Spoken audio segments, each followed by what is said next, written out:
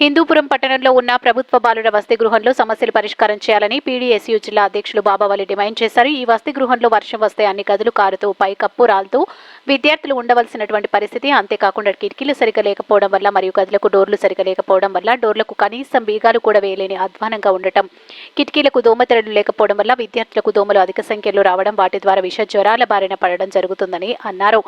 అదేవిధంగా హాస్టల్ నెలకొన్న అన్ని సమస్యలు పరిష్కారం చేయాలని విద్యార్థి సంఘం తరపున డిమాండ్ చేస్తున్నామని, లేని పక్షంలో హాస్టల్ విద్యార్థులను కలుపుకొని పెద్ద ఎత్తున జిల్లా రాష్ట్ర వ్యాప్తంగా పోరాటాలు నిర్వహిస్తామని తెలిపారు. ఈ కార్యక్రమంలో పీడీఎస్యూ జిల్లా అధ్యక్షులు బాబావలి, జిల్లా సహాయ కార్యదర్శులు భగత్ రాజావారు, పట్టణ నాయకులు అనుదీప్, నాసీర్, పని, నరేంద్ర, నరసింహ, అరుణ్, అభిలాష్, గంగాధర్ పాల్గొన్నారు. ఈరోజు పీడీఎస్యూ విద్యార్థి సంఘం ఆధ్వర్యంలో హిందూపురం పట్టణంలో ఉన్నటువంటి ప్రభుత్వ బాలుర వసతి గృహాన్ని సందర్శించడం జరిగింది. ఈరోజు ఇక్కడ ఈ హాస్టల్లో సమస్యలకు నిలయంగా ఉన్నాయి. విద్యార్థులకు అనేక సమస్యలు నడప ఈ హాస్టల్లో ఉండాల్సినటువంటి పరిస్థితి వచ్చింది.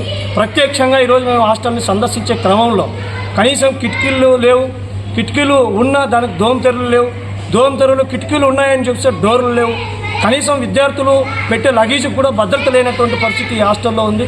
ఓవైపు విద్యార్థుల సమస్యలు ఓవైపు వెంటాడుతుంటే మరోవైపు ఉన్నటువంటి మరుగుదొడ్లన్నీ ఫుల్ కావడం, అది నిరుపయోగంగా పడిపోవడం, ఉపయోగించే విధంగా లేకపోవడం అనేది చాలా ఆశ్చర్యాన్ని ఈరోజు విద్యార్థులు ఈరోజు ఇక్కడ మేము వచ్చిన తర్వాత చాలా ఆశ్చర్యానికి గురయ్యాం. ఇప్పటికైనా ఈ రాష్ట్ర ప్రభుత్వం మాటలు గొప్పలు చెప్పడం కాదు, క్షేత్రీయ స్థాయిలో పరిశీలన చేయాలి. బీసీ మంత్రి గారు సవితమ్మ గారు పక్కన పెనుగొండ నియోజకవర్గంలో ఉన్నారు. ఈరోజు పక్కనే ఉన్నటువంటి హిందూపురం నియోజకవర్గంలో ఉన్నటువంటి హిందూపురం పట్టణంలో ఉన్నటువంటి నడిబోట్లో ఉన్నటువంటి హాస్టల్లో చూస్తే అనేక సమస్యలు ఈరోజు నిలయంగా ఉన్నాయి. ఈరోజు విద్యార్థులు ఏ రకంగా ఈ హాస్టల్లో ఉండి చదువులు కొనసాగిస్తారో సమాధానం చెప్పాలా. వర్షాకాలం వచ్చింది, వర్షాకాలం గట్టిగా వస్తే వర్షం పడడానికి పిల్లలు రాలి ఈరోజు బిల్డింగ్ అంతా మరమ్మతులు చేసేటువంటి పరిస్థితికి చేరుకుంది. మొత్తం శిథిల వ్యవస్థకి ఈ బిల్డింగ్ అంతా చేరుకుంది.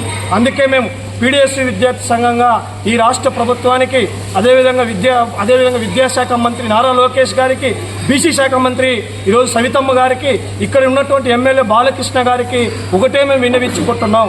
ఈరోజు ఈ నియోజకవర్గంలో ఉన్నటువంటి పేద విద్యార్థులు చదువుకునేటువంటి రెసిడెన్షియల్ స్కూల్లో చదివేటువంటి హాస్టల్స్లో ఉన్నటువంటి కనీసం పరిశీలన చేసి వాళ్ళ సమస్యలను పరిష్కరించండి మహాప్రభు అని చెప్పి ఈరోజు వేడుకుంటున్నాం.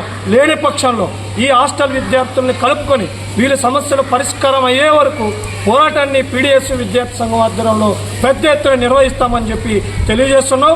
ఈరోజు అదేవిధంగా కనీసం ఇప్పటికైనా ఇక్కడ ఉన్నటువంటి హాస్టల్ అధికారులు కానీ లేకపోతే సంక్షేమ హాస్టల్స్ అధికారులు కానీ స్పందించి ఈ మరమ్మతుల కోసం ప్రత్యేక బడ్జెట్ని బీసీ రెసిడెన్షియల్ హాస్టల్స్కి కేటాయించాలని చెప్పి మేము పీడీఎస్యూగా డిమాండ్ చేస్తున్నాం.